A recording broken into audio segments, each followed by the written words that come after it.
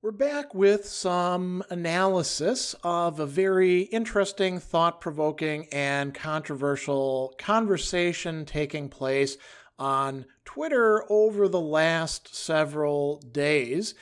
And it was started by this guy, Adam Davidson, who has about 130,000 Twitter followers. And so he's got quite a bit of play and clout. And as you can see, here's the tweets. He writes, "Dear Academia, I understand that citing others' work is crucial to you, but writing clearly, powerfully for a broad audience is also crucial. It is very hard to write compellingly while also constantly citing research." And this is part of a thread, as you can see. He followed that up by saying, "Good writers obsess about creating a narrative impact, compelling scenes, characters, etc. Constantly citing where each distinct idea comes from makes it impossible to build a fluid narrative that readers can get lost in. I'm not arguing writers should never cite, of course not. I'm just saying there's a real trade-off between citing and narrative. Journalists will almost always be on the side of narrative, academics on the side of citing. This is partly why academic writing is so often boring, unreadable to a layperson, and has such little impact." So, shots across the bows, subtweeting basically all of academia. And let's see what happens next. So there's a lot of good responses here. These are all taken from the massive thread, you can say. Good journalism writing is not necessarily at odds with citation, and citation need not interrupt narrative. In fact, good citation should add to the narrative, contextualize it, and give resources to the reader. Another, if your citation breaks your storytelling, you're not using the appropriate citation method. There's absolutely no need for them to break the narrative. Another one, simply not true.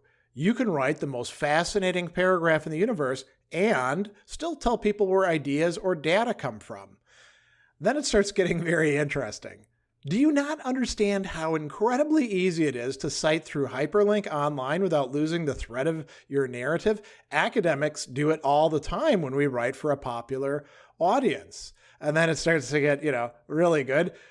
Imagine if someone invented a system where you could at no cost reference anything you like without in any way interrupting the flow of prose to make, if you will, a web of links. Seems like something which might be useful. And this is pointing out the fact that, as the next tweet says, this isn't the 80s. Generating citations and footnotes is the easiest thing ever. It's not exciting. Neither is getting your hard work stolen by someone else. Deal. And this is referencing what's going on, which is concerns about not citing people as a way of appropriating their hard work. Then finally, online at least, you can have it both ways. Use text with links to source citations. More work, but fits any writing style. For that matter, the footnotes made into endnotes are pretty non-intrusive. In any case, a candid argument might be, my audience doesn't care. And so all of these people are pointing out that, in response to the original text or original tweet by Adam Davidson, this is kind of a lazy way of going about things. If you want to cite, it's super easy. So why should we be discouraging people from doing that? Let's look at the next set of tweets, and this is where the academics strike back. My PhD is in communication. I'm a broadcaster researching journalism. I write for academics and the public for print and broadcast. Crediting sources doesn't crumble a compelling narrative. It introduces characters, credibility, and humility. Citation styles vary. They don't vanish. This is directly targeting the original post, saying you can have all these things and you don't need to oppose them to citation. Here's another good two-tweet one. I mostly disagree it's possible to include citations in a way that breaks up the narrative. However, simply using footnotes solves that problem. If anything, when doing detailed technical journalism, journalists could learn from academics. It's also worth saying that if you think that the sources being cited are separate from the narrative of academic work, you don't understand academic work. The practice of including author name when citing is because it matters whose version of an idea you're thinking with. Here's another one. Nah, man, this is a lazy argument on multiple levels. Plenty of academic writers are also good writers who obsess over impact and flow, and yet somehow also find ways to cite their sources with distracting from their narrative. This is even easier with hyperlinks. Try harder. Another good point. There are good academic writers and bad ones. The difference isn't in the number of sources they cite. Another one, why are you assuming academics wouldn't like to write for a broader audience? There are gatekeepers preventing many talented professional scholars from doing this. You apparently don't know much about the writing industry. And then finally, these two things are not mutually exclusive. Not talking to academics who have studied the topic for years or using their work selectively in service of a more streamlined narrative leads to dangerous intellectual laziness on the part of journalists, a la Malcolm Gladwell. And, he's kind of a poster boy for doing shoddy, sloppy work like that. And so, this is the academics pointing out that this guy's getting the academic side wrong. And then we can look at the more popular side. It really isn't difficult to write compelling and engaging text while appropriately citing where ideas come from. And frankly, if you can't do it, maybe you have no business writing anything nonfiction. Plagiarism is plagiarism, bestie. Another good response to this, that's a lazy answer. Journalism often cites sources within the text of the piece. Journalism even cites sources when the source is confidential. There is a consistent methodology to provide background to information in journalism. Not doing so is inherently suspect. Another good one, it's very hard to write compellingly while also constantly citing research. Yeah, writing well is hard. It takes work. That's why they're paying you to do it. If you can't tell your story with sources, you're not a responsible scholar or journalist. And then finally, what journalism doesn't give credit to sources, doesn't hyperlink and name a breaking story, doesn't spell out evidence undergirding a story, or involve rigorous fact-checking? Good narratives flesh out a story and reveal the foundation a story is built upon. So here we were seeing people saying, listen, buddy, you're not even getting journalism right or popular writing right. And, this is a little bit suspect. There's a little bit more that's being said about this. This is quite good. And here we start getting to some other important aspects. The issue isn't writing powerfully, clearly for a broad audience, which academics do all the time anyway. The issue is journalists acting like they've broken new ground or discovered something new that historians have known for literal decades. A big, big problem, not only for the pieces that are being, defended or referenced in this case by Adam Davidson, but, in a lot of other cases as well. Stop with the excuses. You can give credit as simple as, quote, this is a fact that for years has been exhaustively researched by Black and Caribbean historians, but largely ignored by mainstream media until today. I think that's a good point. And then here's another good one. I know it's possible to write clearly and compellingly for laymen while still citing sources because, checks notes, Black public intellectuals have done it for at least a century because Black folk survival depends on it. Then here's another good one. Journalists find it impossible to write compelling prose while being intellectually honest and transparent is not the rousing defense of the New York Times that you think it is. Right? I mean, claiming that something is impossible to do right when other people are doing it right, there's something disingenuous. Finally, there's a big difference between not letting citations interrupt narrative flow and falsely claiming to have done original research by plagiarizing from your own sources. That is a great point. And then here we get to an interesting case study. I just scrolled through Ta-Nehisi Coates' The Case for Reparations. In 10 minutes, I found 18 in-text citations of historians, sociologists, and others. It's not hard. So this is a prime example of high-impact, well-informed journalism that actually cites its sources totally going against Davidson's claim that you can't do that kind of writing and be effective. And then somebody wrote as a joke, but imagine how broad an audience he could have reached and how much acclaim he would have gotten from the profession if he hadn't bothered with all that referencing.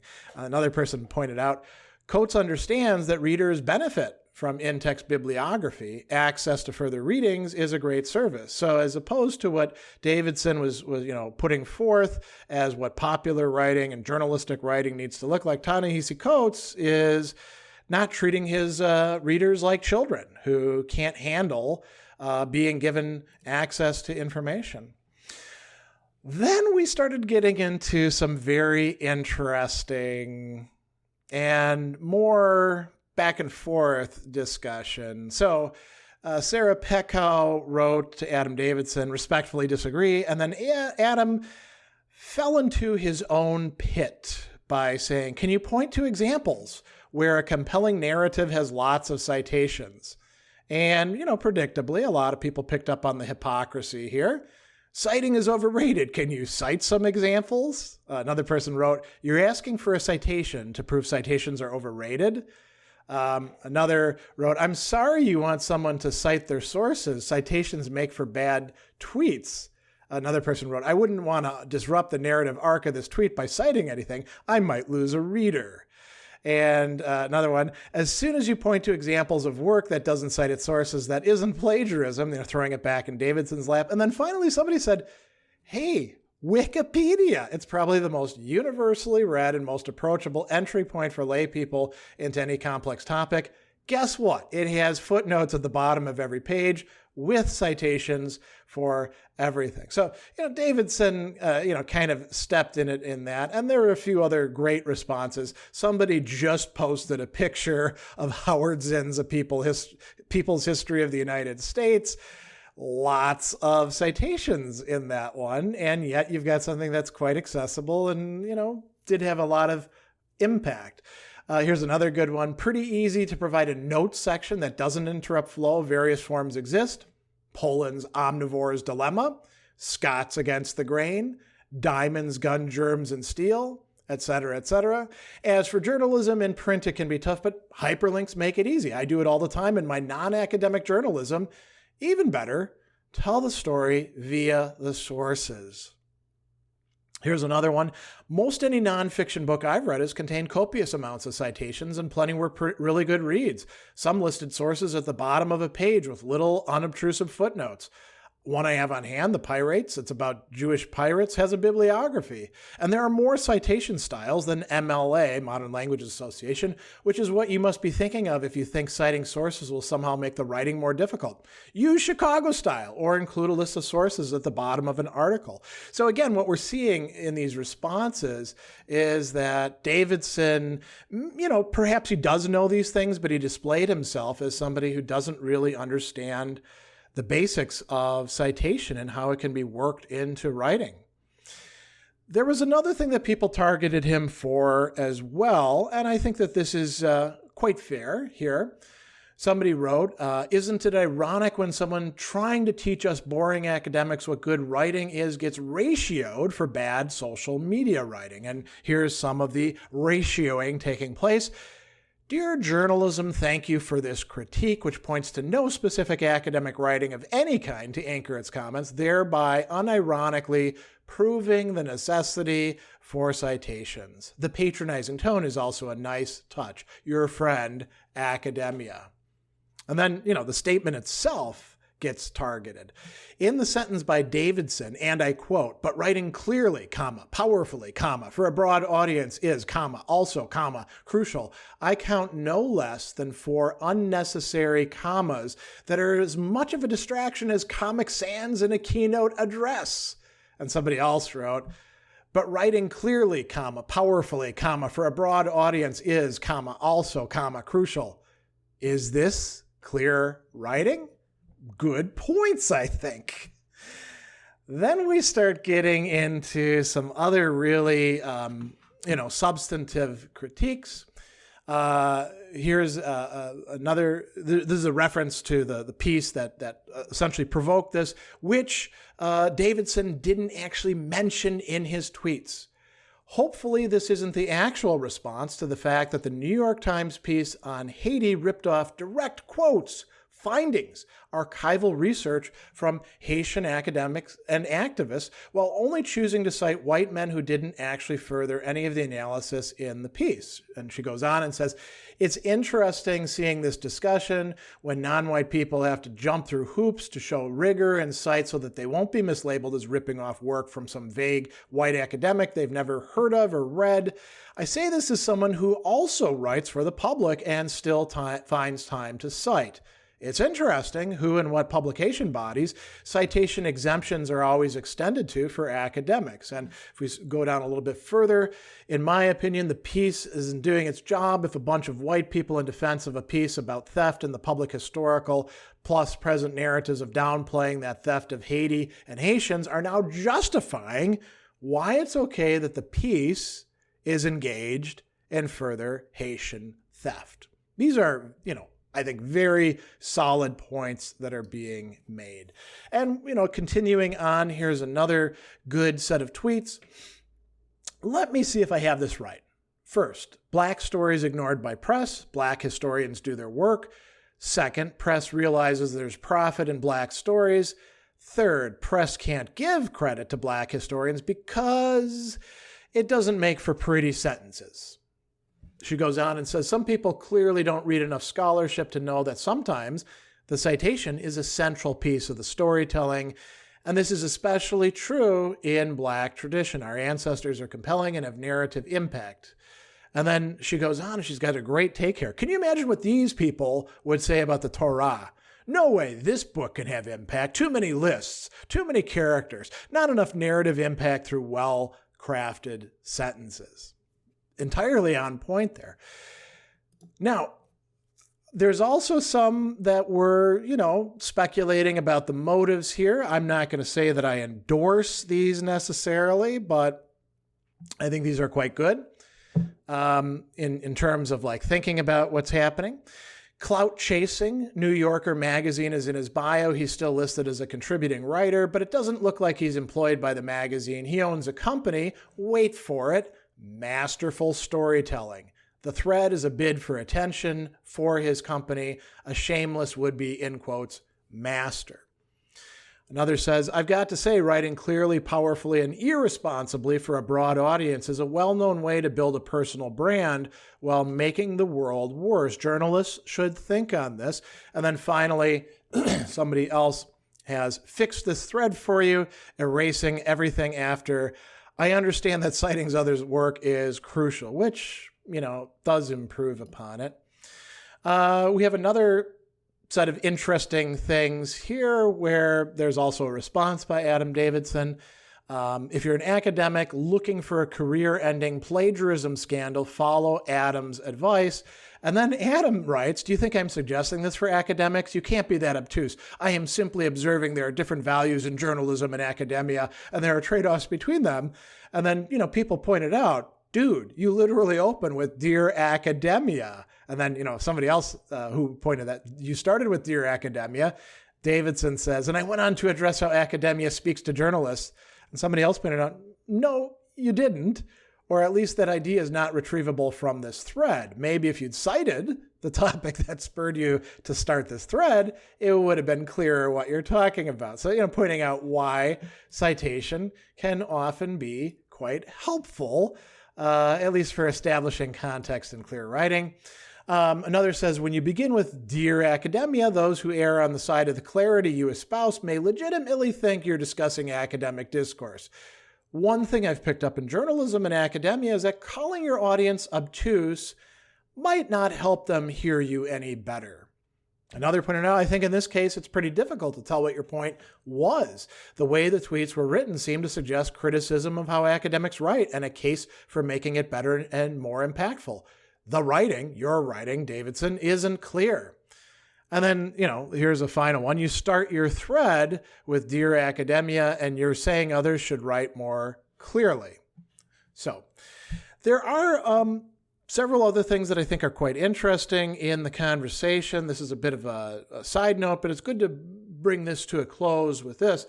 Here's another genre, and the tweet says, I'll concede your point for podcasting. Citing material in the middle of a linear spoken string of language is tough. But between hyperlinks and endnotes, there are plenty of nonlinear ways to credit people in prose without sacrificing narrative flow. And this started a good conversation.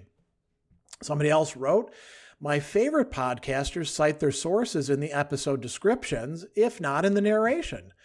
Mike Duncan and Joe Kasabian list sources in their narration smoothly. Unethical dickheads are apparently above citations. And then the original poster, totally, citation needs to happen there too. In the descriptions or allowed at the end of the podcast episode as a bare minimum. It's just trickier to cite authors' book titles, especially if there's several in the flow of the delivery, but people out there still do it well. Then somebody else points out, signal phrases exist. Here's a good example. In fact, according to scholar of blah, blah, so-and-so. And the response, for sure, I'm thinking more if somebody has really done their homework and would like to list a lot of sources, as historians often do in footnotes. Most of the time, though, it's a reasonable expectation. So there's a good discussion here about how this would apply in a different format than of podcasts. We can also talk about YouTube videos, and this is a good one too. No, there's no conflict between citations and compelling content. YouTubers do it every single day with videos all the time. It's not hard to maintain basic intellectual honesty, and to assume that citing work costs something is disingenuous at best, which started then another conversation. Considering YouTube is a video format, you can always cite sources as text on the video instead of addressing it verbally, which could break the flow. So I don't know if that's a fair comparison, but even then, most academic texts I've had to read never felt stilted at all when citing references. And then the original poster, writing has more advantages, footnotes, asides, and more importantly, the one-off acknowledged statement like, while others have done such and such, let's go further by doing such and such, riddled with hyperlinks.